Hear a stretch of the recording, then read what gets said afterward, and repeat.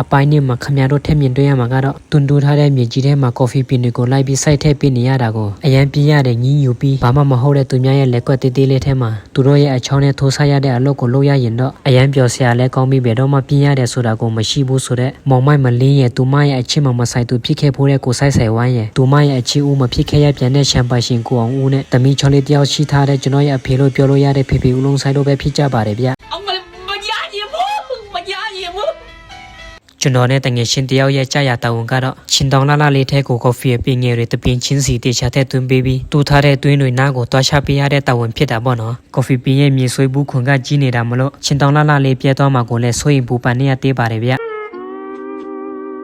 ျလူငယ်တွေကိုအခွင့်အရေးတိတ်မပေးတဲ့သူတွေထဲမှာကျွန်တော်မပါဝင်နိုင်မို့လို့ကျွန်တော်ထက်အသက်ပုံငယ်တဲ့တငယ်ချင်းကိုလေးစားယုံတင်မကသေးပဲအလုံးလုံးတဲ့နေရာမှာလဲကျွန်တော်ထက်ပိုတက်ပိုတော်တဲ့လူငယ်တယောက်ဖြစ်နေစေချင်လို့အခုလုံးနေတဲ့ဒီယာလုံးမှာလဲမရက်မနာပဲစူးစမ်းအားထုတ်ရုံကန်ပြီးတက်သွားဆန်းဆိုပြီးတော့ကျွန်တော်သူ့ကိုတမင်ခိုင်းစားနေတာမဟုတ်ပဲနဲ့အလုပ်ကိုကြွကျင်အောင်တက်မြောက်စေချင်လို့စိတ်သက်ခွန်အားဖြစ်စေတဲ့အပြည့်စကားပြောပြီးလုတ်ခိုင်းလိုက်တာပေါ့နော်မပြောချင်လို့ကြည်နေတာကျွန်တော်ရဲ့တငယ်ချင်းကလည်းလိမ်မရေးချရှိပြီးအပြောလွယ်ပါတယ်ဗျကျွန်တော်ရဲ့အပြည့်စကားတွေကြားရပြီးမှတော့တက်ကြွနဲ့ကိုအလုပ်တွေဆက်လုပ်နေတာပေါ့နော်ဘယ်လောက်ထိသူခွန်အားတွေရသွားပြီးတက်ကြွနေတယ်လဲဆိုရင်ကျွန်တော်ကကော်ဖီချင်းတဲတာတစ်ခေါက်ပဲရသေးတာကိုသူကတော့3ခေါက်တောင်ရနေပါပြီဗျကျွန်တော်ရဲ့အပြည့်စကားကြောင့်ဒူဒီလိုတွေစူးစမ်းပြီးအလုပ်တွေလုပ်နေတာလေးကိုမြင်ပြီးကျွန်တော်ကလည်းတကယ်ကိုအားရချင်နဲ့ပြီးဝမ်းသာပြီးတိဖြစ်ရတာပေါ့နော်ကျွန်တော်ရဲ့တငယ်ချင်းအလုံးလုံးနေတာလေးကိုထိုက်ကြည့်လို့ကောင်းနေတော့ပဲရှိသေးပါတယ်အချိန်ကအရန်ကုန်မြန်သွားပြီးဘာမှမတီးလိုက်ရဘဲနဲ့နားချိန်တောင်ရောက်သွားပြီတဲ့ဗျခမရတို့မြင်နေရတဲ့အကိုကြီးတွေကတော့အလုံးစတင်ချိန်ဆိုကျွန်တော်ထက်အကုန်လုံးတော့ကြပါတယ်ဗျနားတဲ့အချိန်ရောက်လာတော့နားမဲ့တဲတဲ့ကိုကျွန်တော်ထက်အရင်အကုန်ရောက်နေကြတာပေါ့နော်ဒီလိုအဖြစ်မျိုးတွေဖြစ်နေရတာဟာသူတို့တွေအချိန်ကိုလေးစားပြီးတမိုးထားတဲ့နေရာတွေမှနေကြလို့ပဲဖြစ်ပါတယ်ဗျရှမ်ပိုင်ရှင်ခိုးလာကျွေးတဲ့ပိန်းနဲ့တီးတွေကိုမစားခင်မှာကျွန်တော်တို့ကကိုစီလက်ဆေးပြီးမှလာနိုင်စားကြတာပေါ့နော်ခမရတို့ကလည်းသူများဟာမနိုင်မကြိုက်စားခင်မှာလက်ကိုတေချာဆေးပြီးမှကြိုက်ကြပါဗျမဟုတ်ရင်ပူဆက်ကုန်မှာဖြစ်နေဆိုလို့ပါနော်ကျွန်တော်တို့နားနေတဲ့နိုင်ရွက်အတွင်းမှာမိုးကလည်းရွာလိုက်မရွာလိုက်နဲ့တခဏလေးအတွင်းမျောလင်းချက်ပေးပြီးတခဏလေးအတွင်းပြန်တိတ်သွားလိုက်နဲ့လုံနေတာမမရဲ့အချစ်လိုပါပဲကျွန်တော်ကိုချစ်တယ်ပြောပြီးနှွေးထွေးစေပြီးမှမချစ်တော့တလို့နဲ့ပြန်ရေးဆက်တော့တလို့မျိုးပေါ့ဗျာ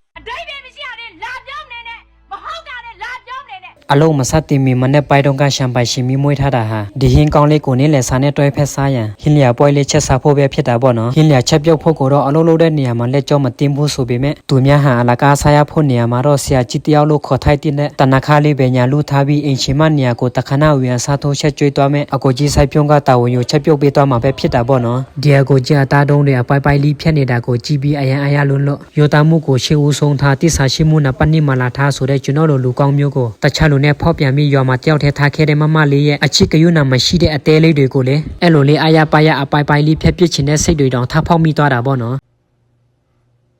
်အတုံးလိုက်လေးဖြတ်လို့ပြီးသွားတဲ့အသားတွေရဲ့အစာပလာတွေကိုတော့ချောစရာနဲ့ငယ်ပင်လယ်ဆန်းနဲ့အချုံမုံအတင်းတင်းကျက်သွင်းမဲမဟုတ်တဲ့ကျက်သွင်းဖြူရဲနဲ့စပါမရမရှိလို့စပါလီလေးငန်းခုလောက်ထည့်ပေးလိုက်ပြီးဟီယိုကိုမိပေါ်မှာတည်ထားလိုက်တာပေါ့ဗျာနားချိန်လေးပြည့်ပြီးအလုပ်ပြန်စားချိန်ရောက်လာတဲ့အချိန်မှာတော့မိုးရွာနေတာမတိတ်သေးဘူးဆိုပေမဲ့လည်းရှမ်ပိုင်ရှင်ကတော့ကျွန်တော်တို့ကိုငွေပေးပြီးခေါ်ထားတာမလို့ပေးရတဲ့ငွေနဲ့ပြန်တန်အောင်ဆိုပြီးမိုးပဲရွာလေမုန်တိုင်းပဲတိုက်လုတ်ခိုင်းမှာပဲဆိုတာကြီးပဲပြောနေတာမလို့ကျွန်တော်တို့ကလည်းရှမ်ပိုင်ရှင်ရဲ့အထက်အနာအမိန့်တွေကိုမလွန်ဆန်နိုင်တဲ့အဆုံးအလုပ်ကိုထားလုပ်ကြရတာပေါ့ဗျာမိုးကအင်ဂျီအပါလာကြတဲ့သူတွေကတော့မိုးရေထဲမှာအလုပ်ကိုအေးဆေးစွာလုပ်နိုင်ကြတာပေါ့နော်အတိတတိလုံးလောက်ဝီရိယမကောင်းကြတဲ့ကျွန်တော်နဲ့ဟောကိုကြီးနှစ်ယောက်ကတော့မိုးတွင်းကလာရေးမှာမိုးကအင်ဂျီကိုအိမ်မှာထားခဲ့ပြီးမပါလာပဲအလုပ်လာလုပ်ကြတာဆိုတော့အခုတော့ကိုထိုင်နဲ့ကိုကန်ပဲမိုးရေဆိုခံနေရပြီပေါ့ဗျာဒီလိုမိုးရေထဲမှာငယ်ဘွားကလေးတုန်းကမမနဲ့အတူပြေးလွှားဆော့ကစားခဲ့ဖို့တဲ့ဆိုပေမဲ့အခုချိန်မှာမမကကျွန်တော်ရဲ့အနားမှာမရှိတော့တာမို့လို့ကျွန်တော်တယောက်ထဲဝမ်းနဲ့ဆွာမြေကြီးတွေကိုဆော့ကစားနေရပြီပေါ့နော်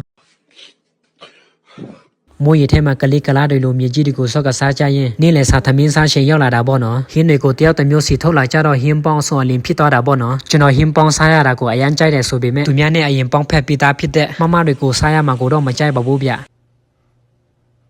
ကျွန်တော်တို့သမင်းစားလို့ပြီးသွားတော့မှမိုးကမတိတ်ပဲဆက်တိုက်ရနေတာမို့လို့ရေဆူဆူမှုများသွားတဲ့မြေကြီးတွေထဲကိုကော်ဖီပြိုးဆိုင်ဖို့အဆင်မပြေတော့တာမို့လို့အလုပ်ကိုထက်လုပ်လို့မရတော့ပဲတဲထဲနားနေကပြောင်းဖို့တွေကိုဖုတ်စားနေကြတာပေါ့နော်အမှန်တကယ်ဆိုရင်ဒီလိုမိုးရွာနေတဲ့အချိန်မှာအေးရထဲမှာနေပြီးဟိုဖုတ်ကြီးစားရရင်တော့ပြောင်းဖို့ဖုတ်စားရတာထက်တောင်မှပဲတော်တော်လေးကိုကောင်းနေမှာပဲဗျ